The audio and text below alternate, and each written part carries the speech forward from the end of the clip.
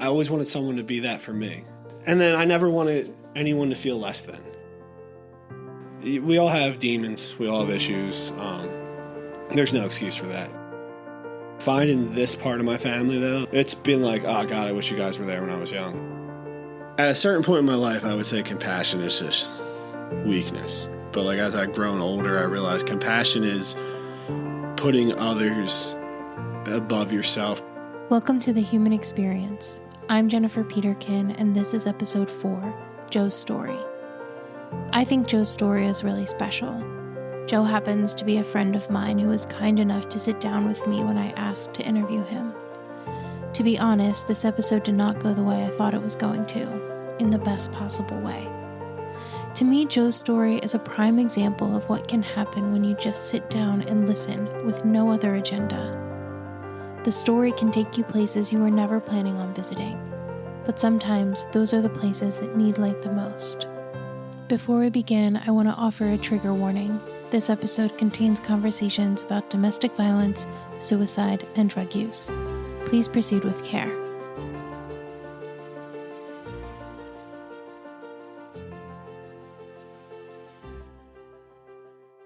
What's up? Nothing. Just trying to be gentle. You're fine. So, where do you want to start? The ancestry stuff. Yeah, but do you want to talk about you, your family, growing up? Yeah. So didn't really know much of my mom's side of the family growing up. Mm-hmm. They're Kensington Irish. I was raised around my dad's side, which is South Philly Italian. That's really funny because I thought you were 100% Italian. I thought I was too. I thought I was growing up. I'd always say I'm 75% Italian, 25% Irish. Okay.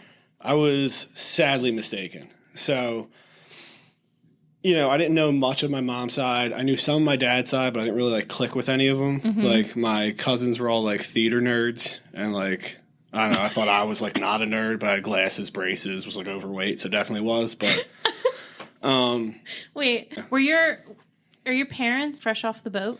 My grandparents were. Okay. So my grandmother, Ursulina DeLuca, mm-hmm. she was from northern Italy. My grandfather, Anthony Pellegrino Amato, he was from southern Sardinia, Sicily, that mm-hmm. region. Yeah. They came over when they were super young, met. My grandmother was a seamstress. My grandfather, I knew he was a soldier. I don't know much else. He passed away when I was 5. Yeah. So I didn't know a ton about him. I knew he had a lot of brothers and sisters. I only met one of them, my Uncle Mickey. His name was Emetico. He was I met him at a public pool in Philly. He was changing outside with just a towel wrapped around him. And that was my introduction to my great uncle. But I knew when I was young that my grandfather's sister had a child that she was only 14 years old. It was an inappropriate relationship, how the baby was conceived. Wasn't planned or a boyfriend or anything like that. Just not a good situation. Was it consensual? Nah, from what I was told, no. Yeah. It was some neighborhood creep. But nothing happened to him in the legal sense. Of course, because what year was that? 1957. Yeah. Okay. Yeah. Wow. Yeah, I know the exact year. Right out the gate. My dad was born in 57. Okay. And my aunt or great aunt gave her child to a convent in 1957. Okay. So fast forward to about 2.5 years ago, or whenever the beginning of COVID was, right before it, I kept getting pressure from my wife telling me she wants to do this ancestry DNA stuff. Kept saying no. I had no interest in it. I knew I didn't have any kids out of wedlock. Wanted to see if I was, not kids out of wedlock because I did, but I mean, kids that you didn't kids know that I about. didn't know about. But how did you know? For sure. Oh, I knew. I have like I said earlier, fat, braces, glasses. I was pretty can narrow it down to everyone. So knew I was good. So I spit in the tube, logged in when I got my results, found out that I wasn't 75-25 Italian and Irish. I was actually predominantly Italian, but Irish was right nipping at the heels, and I was 6 other things. Never logged back in. Were you so upset?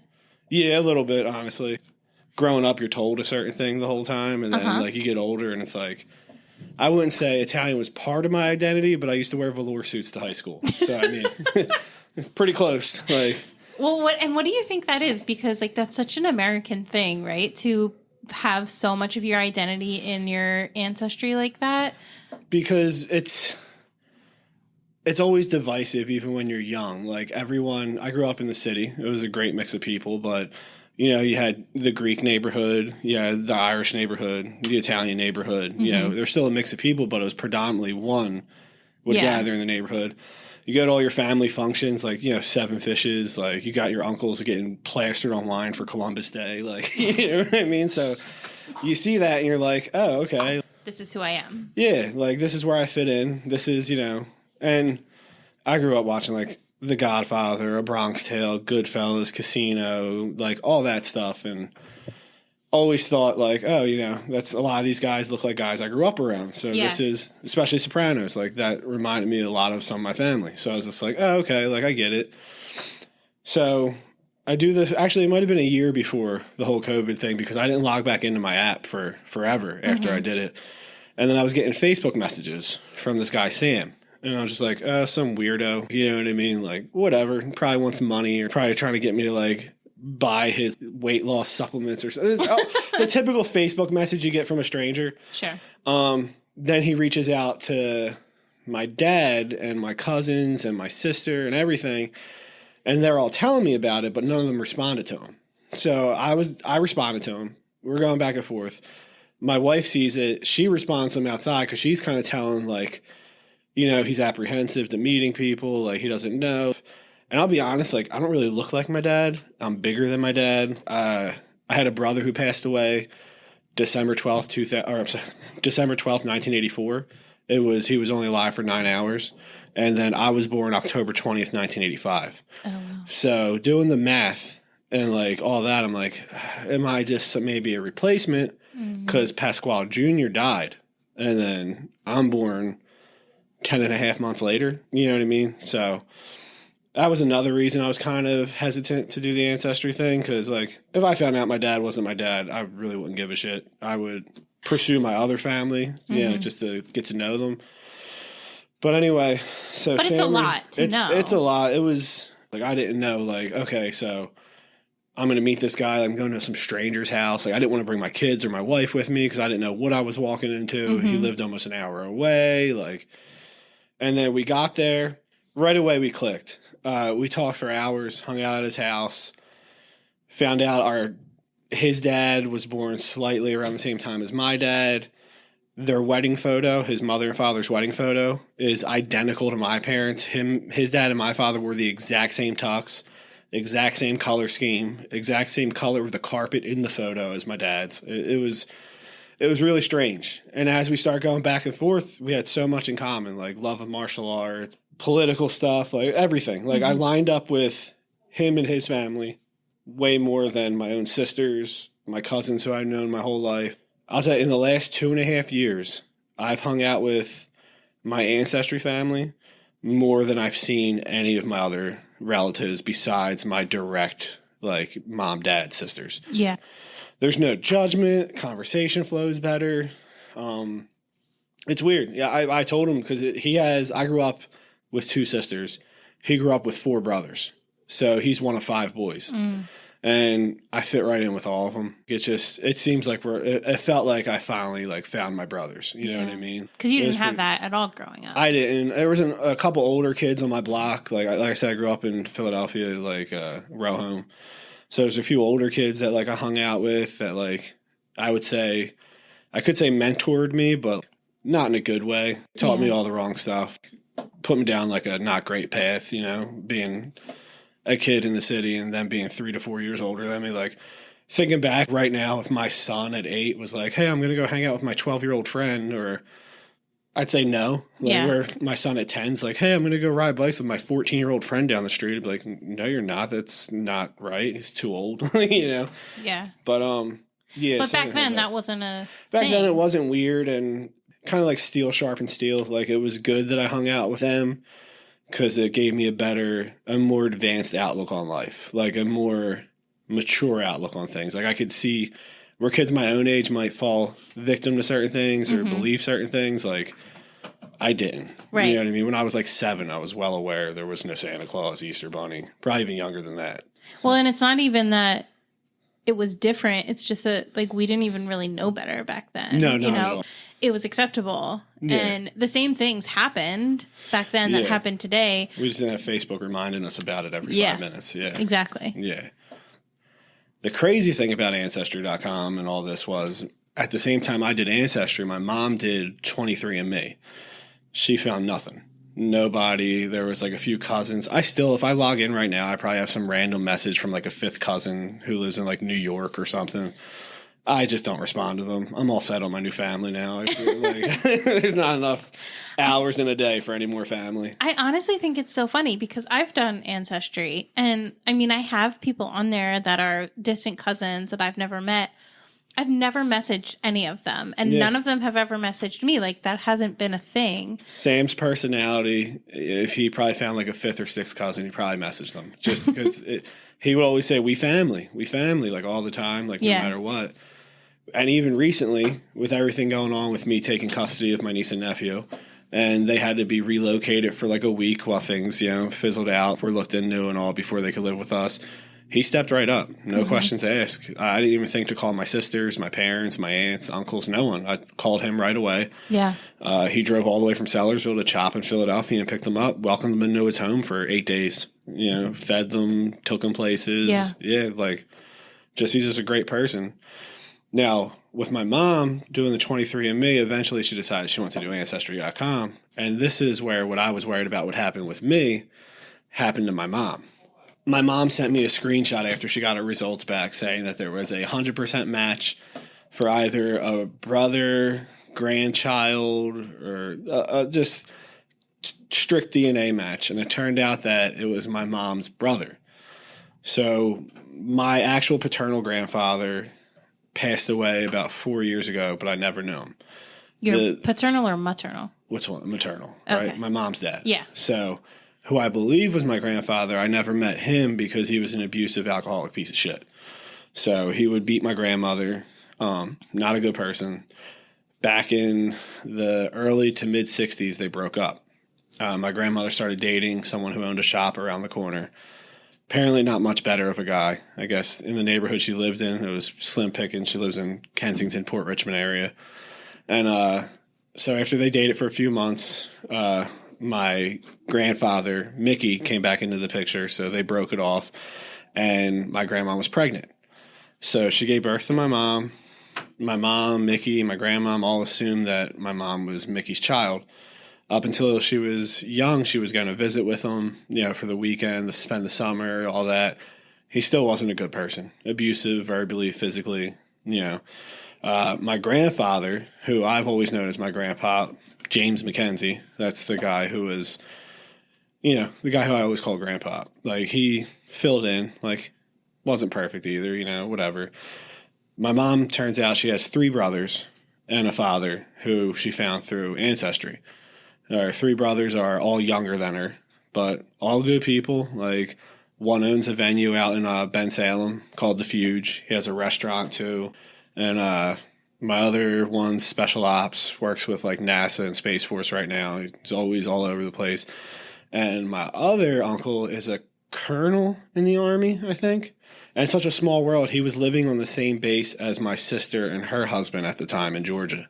When my mom found him, he was living like 10 minutes from my sister. Wow. Yeah. So Ancestry opened a lot up. I've got to meet my mom's side of the family too. They're all cool people. So growing up, you had a close family.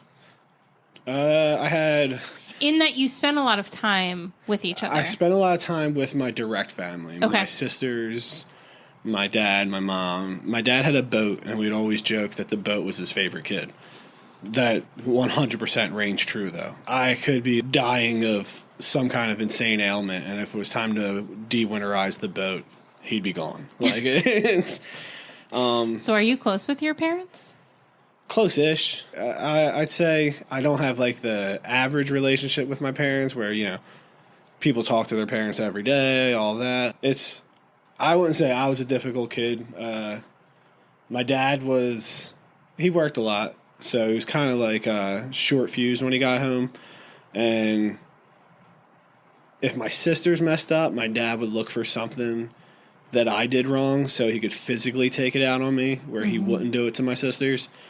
So then when I was like 15, 16, I was a blue belt in Taekwondo, bigger than him. So all that kind of stopped. But like, I wouldn't say there's animosity there still. Like, I forgave him. He never apologized. Probably didn't think he did anything wrong, but whipping me with belts all the time, kicking me, punching me probably wasn't the best way to, grow up. Yeah.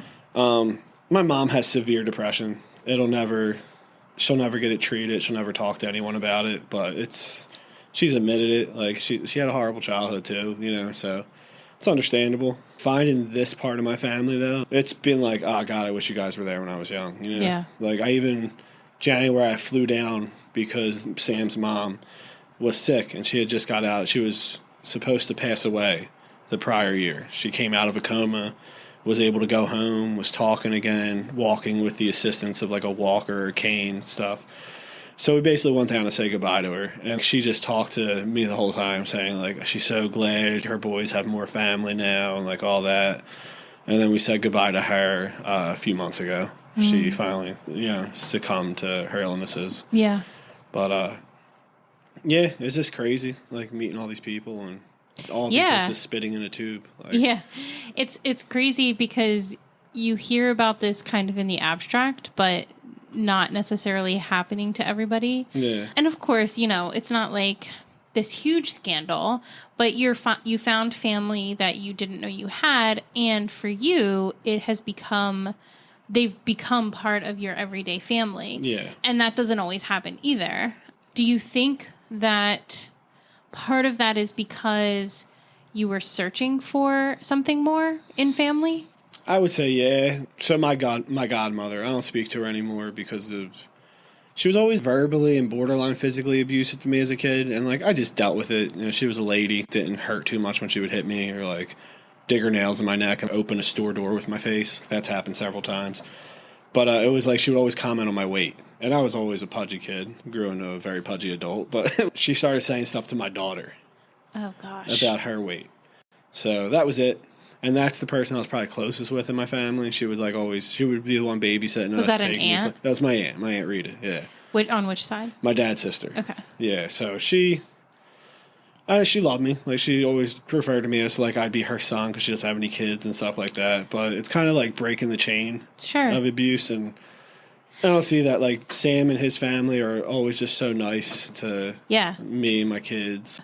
Yeah. You obviously have experienced a lot of abuse in your life growing up, whether it was directly, which you certainly have, but indirectly as well. Like, you saw or you heard about your parents and their backgrounds. And what we know about abuse is that it is very cyclical, and it does get passed down from generation to generation until someone decides to break the cycle. Yeah. And that's not just like one decision. It happens over and over again because you have to unlearn patterns of behavior. Yeah. So I see you and the way that you are with your children and the way that you are with your family, and it's very different from how you were raised. What was it for you that was like, I have to break the cycle. I can't keep doing this. When I was 14, I tried to take my own life.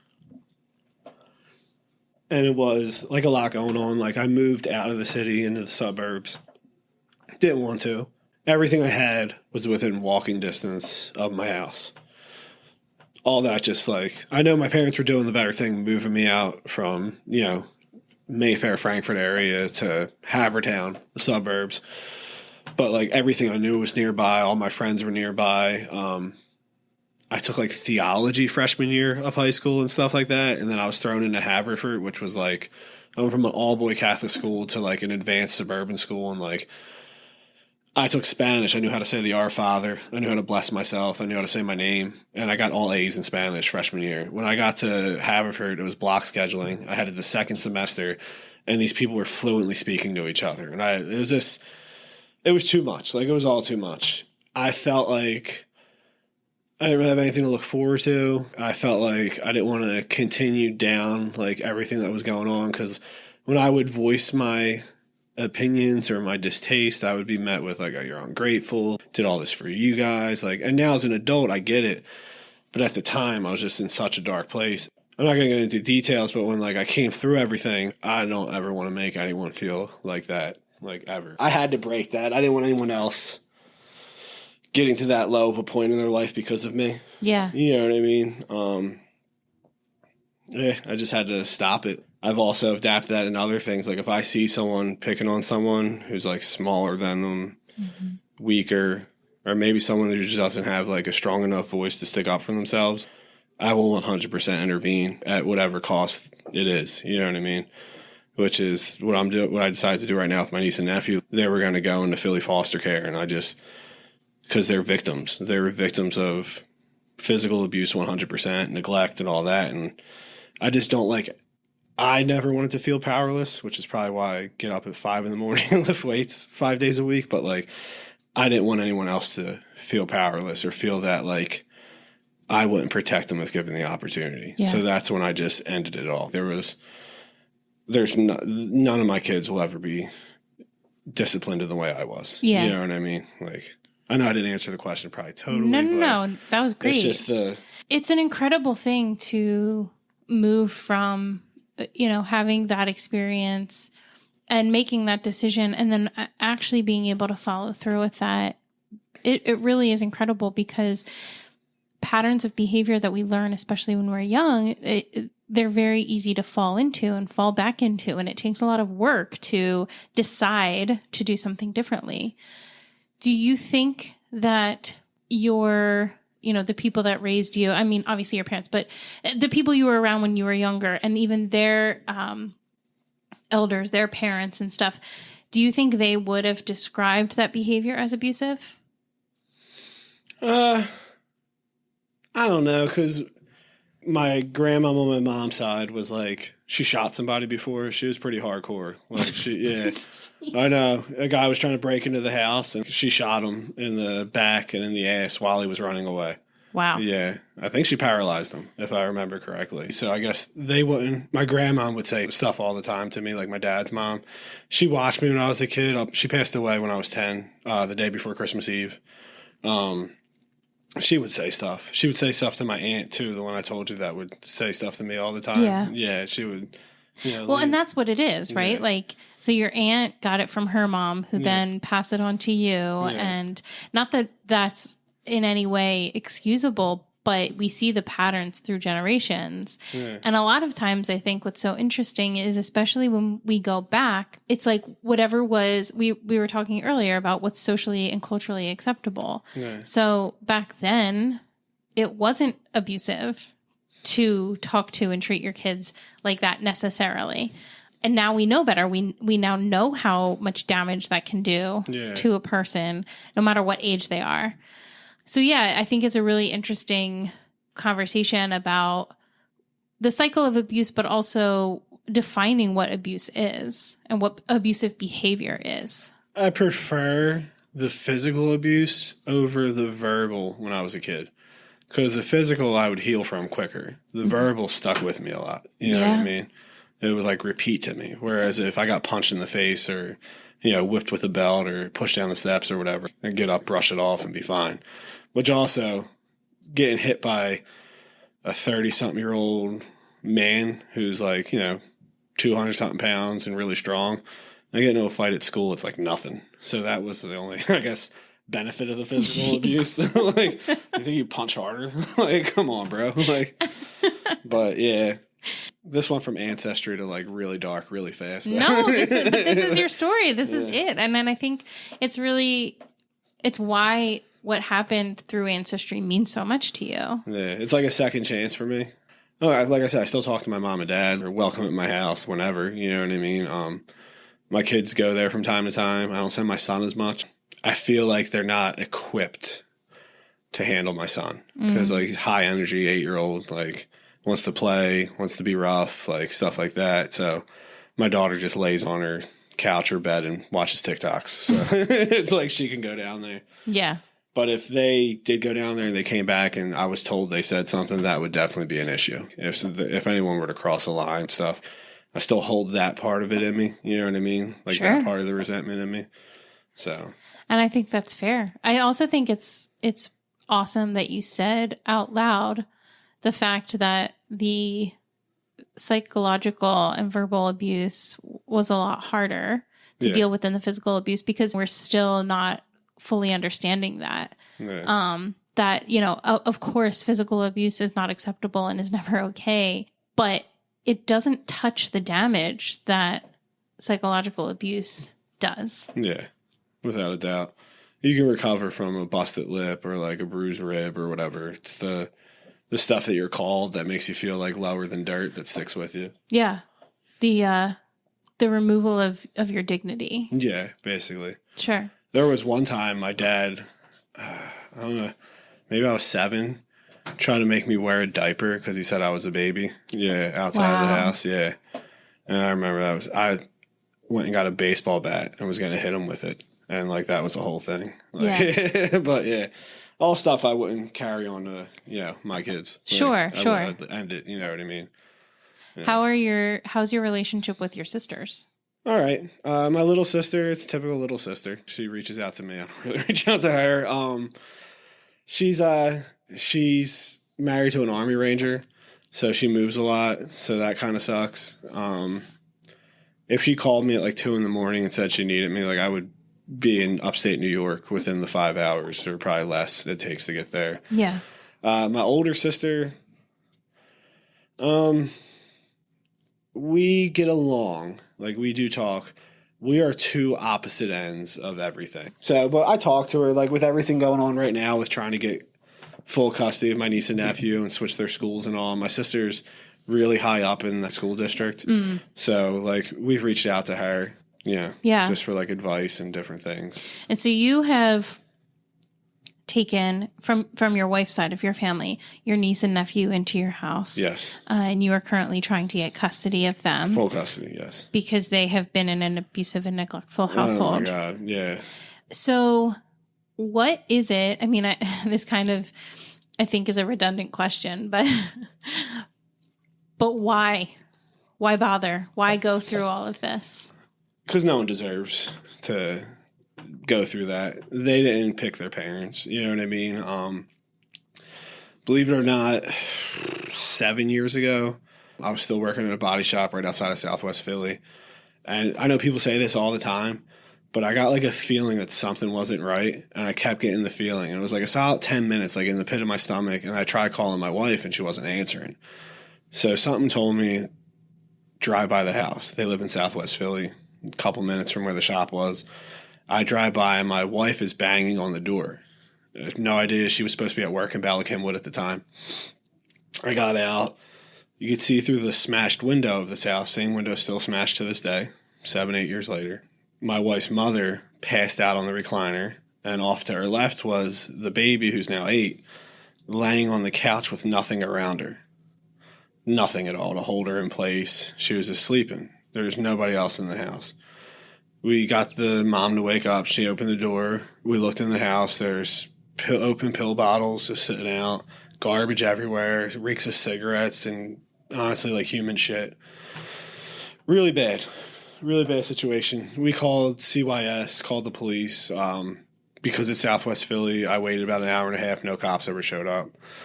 They finally showed up 8 hours later with a caseworker. At that point, the mom had come out of her heroin coma. The parents were back in the house. Like, basically, they do meth to come out of their downers. So they're basically saying, we just wanted the kids. Part of the ceiling's missing at that time. There's no food in the fridge. But Philly police made the decision that since there was 4 adults in the house, the kids were fine. Fast forward, my wife's mother said she's getting sober last year. Calls us, I'm doing great. Because of COVID, though, there's no beds left at the shelter, so I'm either going to have to go to this place in Chester or I'm going to have to go back into the crack house where the kids are, or where my wife's brother and his girlfriend are, and her stepdad. And So my wife's crying. I was like, tell your mom she can come stay with us. So for like the first 4 or 5 months, I was driving her to the clinic whenever the weather was bad down in Philly so she can get her stuff, buying her food, buying her clothes, everything she needed. She started smoking cigarettes in my basement bathroom, which I freaked out about. And then she started bringing the kids over, though. And I noticed the boy would go to the bathroom about 10 times an hour. Both his eyes would roll into his head a lot. He'd always complain about his stomach hurting. They're really shy, really timid, scared. Finally, we end up kicking her mom out because she clearly relapsed and didn't want her around my family anymore. I brought all her stuff back down to the house in Southwest Philly. So I saw the kids again. Didn't look like the greatest. Like at this point, there's aluminum foil over the windows because they're all smashed. I can see part of the roof's gone. Like, so just they're living in complete and utter, shambles. Fast forward now, September 6th. I didn't get home till like 6:45. I get home, my wife's outside crying on the phone with pen and paper. Right away, I thought it was my daughter did something at school and we were getting a call from school and it was whatever.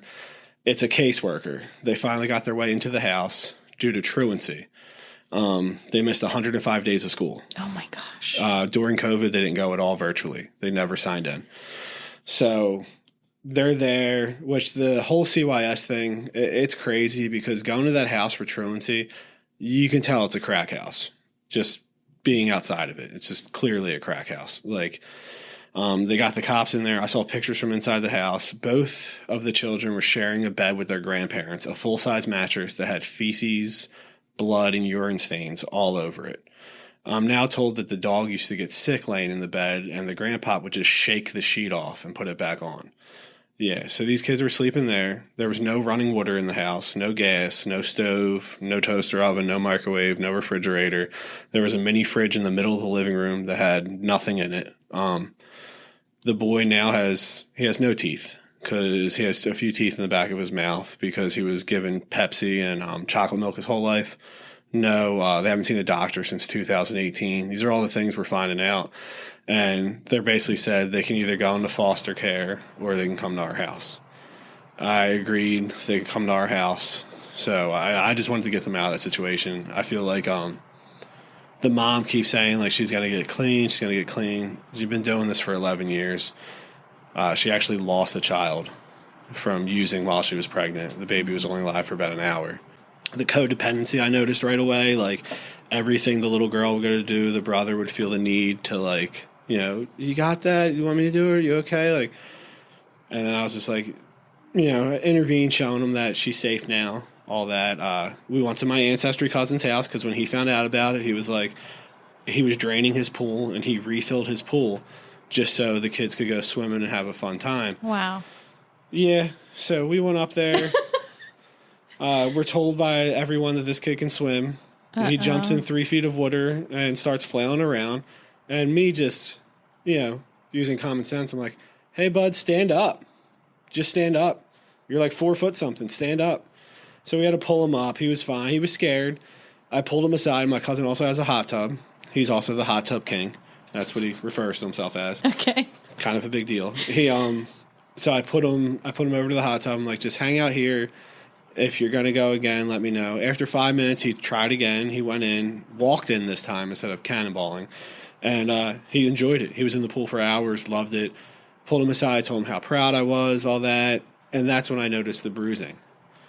Because I had him in the light on the deck and all that. I started asking him about it, and he started basically reading a script word for word. And then when I asked him, I was like, no, dude, I don't think that's how that happened. Tell me. And same thing, word for word again, wouldn't make eye contact with me. So I let it go. He kept saying a doorknob hit him on his hip. Kid's not tall enough for a doorknob to hit his hip. The next day, he's coming up from my basement, walks by the doorknob. I point out to him, the doorknob's actually by your rib cage. How'd it happen? Back and forth, he admits that his parents, if he were to play in the house, his parents would come out and beat him. Grandparents would do the same thing. They would hit him with stuff, hold him down, punching on him, all that. If he asked to go outside, same deal. And that's when I made the solid decision that they weren't going back. Yeah. Ever. Ever. We all have demons. We all have issues. there's no excuse for that. This kid is malnourished. He functions at the level of like a 5 or 6 year old. He's 10. My son, who's a grade below him, explains homework to him, reads things to him. Like I said, he needs glasses, needs dental work, needs counseling. We believe he has diabetes because he pees so much. He's always lethargic, having pain. So, like, all these things we're going to get addressed. I don't want to overwhelm him right away, but sure. That's when I made the decision, like, you guys are never going back. Yeah. And the mom seems to be on board with it right now, but she's also on a large amount of heroin all the time. So, but from what I'm told, she needs to get a house. They both need to get sober and all that. But I don't care if I have to pull all the equity out of my house. Like, I'm going to make sure we get custody of these kids. Yeah. They're never going back. Because there's certain things, like, I know addicts. One of my ancestry cousins actually struggles with addiction. One of the sweetest guys I know, though. You're a horrible person at your core if you do this to children. And, yeah, so basically everything they have now, like, they had Alfredo sauce for the first time. They had a pretzel dog for the first time. An ice cream sandwich for the first time. Just all these simple things, like him having his own Sonic bedspread on the bed I bought him. He acted like he went outside and I had a brand new Xbox with a projector screen and all this stuff for him. It was like the coolest thing ever. Like, yeah. So that's kind of made it easier for me to decide, like, there's no way you're going back. So it's been 23 days. The parents have made no attempt to get sober. The father hasn't even reached out at all. So, yeah. I mean, that is a whole other conversation, too. But you have this thread of family that runs through your life. You know, you've had your share of adversity, and not just in your family, but, you know, with your wife's family and just all of that comes into marrying into a family and, you know, your extended family and whatever. You've had your share of adversity, but through it all, family is still a touchstone for you, and it still means something to you. Yeah. And you are that lighthouse for people that when they need you, you're there. Like, you are the constant. You are the person that everybody can count on. It's tiring. So a couple things there. Which brings me to my addiction of energy drinks. Well, God, sleep. Yes. Everybody, if you hear about Joe dying from a heart attack, it's Sue C4. Yeah. What is that like to be the person that is just like constantly on? You're constantly the one that has to be dependable. And have you always felt like that? Yeah, I like, so like I said before, I grew up in row homes in Philly. There's like a pretty large age gap between me and the guys I would hang out with. So there was a lot of girls on my street, and there were a lot around my age. And I was the 6200 block. The 6100 block had a lot of like boys our age, but for some reason it was like a turf war between their block and our block. So I would pick up for the girls all the time when they were being bullied or mistreated as a kid. And that's what made me start doing martial arts, because I figured when I was young, if I'm going to keep doing this, I need to know how to defend myself. And just, I always wanted someone to be that for me. Mm. And there wasn't many people. I could think of one person when I was a kid, and he had a really rough life. Like, his parents weren't really around. His aunt and uncle were raising him. He lived one house down from me, and like, he was always there for me. And him doing that for me made me be like, I'm going to be that for anyone who I can be. And him, like, for example, I go to walk to the corner store, and there was this one kid, he's about 5 years older than me, and it was my birthday, and he grabbed me and was like, what did you get for your birthday? Like, money? And like, out of nowhere, the guy's name, we call him Anthony, just rocked the shit out of this guy and threw him on the hood of a car and started choking him. And to me, that was like the coolest thing ever. He was overly violent for the situation, but like, and then I never wanted anyone to feel less than. These kids did nothing wrong. Like, the kids, my niece and nephew, they did nothing wrong.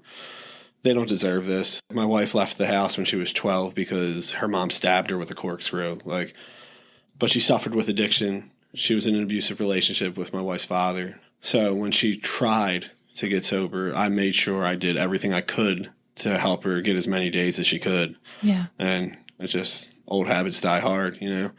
It's we know it's more than just a compulsion. It's an actual disease, and there's understanding there, but that doesn't make the ripple effect that it has okay. Yeah. And there was something said to me when I was young, which was, I've never been very religious. I went to Catholic school, kindergarten and ninth grade, that the devil's work is done by idle hands. And I've always just tried to keep busy. God, I know. Yeah, it's nonstop. I just keep going. You know what I mean? Also, it's like the shark mentality. I stop moving, I'm going to die. You know what I mean? I stop moving, the C4 is going to wear off and it's going to crap out. But I dropped my phone for the third time. So, I know, I heard it. I know you. We're friends. So, I know all of this already, and I know about your life. And I've seen you show up time and again, not just for your family, but for pretty much anybody that needs anything. And so you are always that person, and it's not just family, but you kind of treat people like that. Where does that come from? My childhood, I guess. Like I said, wanting someone to be that person for me. Also, Bob, you remember Bob? He would reach out to me a lot, and I'd always talk to him. And he was a very, not to speak ill of the dead, a very strange guy, like the things he would talk about and all that. When he passed away, he had left me a voicemail the day before. And, as you know, he went and took his own life the next day. His girlfriend reached out to me and said that if I just would have hung out with him more or been there for him more, he probably wouldn't have done this.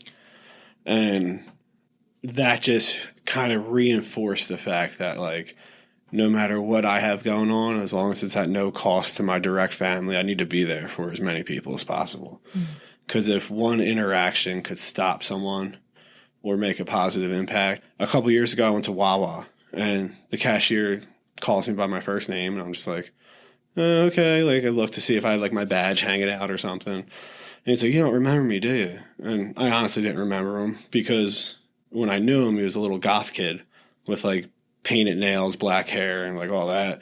So apparently he and I walked home from school the same way. And one day someone was beating him up, mistreating him, a guy a lot bigger than him. And I just went up, intervened, and the guy's like, who are you, his brother? And I was like, yeah, I am. You got a problem? Took up for him. He basically said that day, or that time, was a really dark time for him. And me doing that changed everything. That kid used to torture him from the time they were in middle school together to starting high school. And me just doing that stopped him completely. Yeah. And he thanked me and all that. I remember doing it. I had no idea his name, who he was, or anything. And him saying that changed him. Also kind of reassured, I gotta stay this path, because where other people maybe can't speak up or are afraid to speak up, I'm not afraid. I'll speak up. I'll say whatever I want. You can beat me up.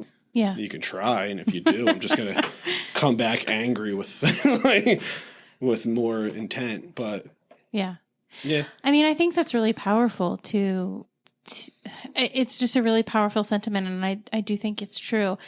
I do want to mention, however, that you're not responsible for other people. I've come to terms with that, because it wasn't just the Bob thing hurt. You know what I mean? Her saying that, I knew she was hurt in the time, but at the same time, I just reassured myself. It's he was into all this extracurricular stuff that I couldn't have around myself or my family. Mm-hmm. So I made the right choice at the time, and there was a lot of other demons in that guy's life that led to his decision. But right. For a while, it did kind of mess with me. You know what I mean? Of course. And I appreciate you acknowledging that she was just in a very hurting place. But it was not okay that was said to you, because that wasn't ever going to be your She sent me a wildly inappropriate message a month after that.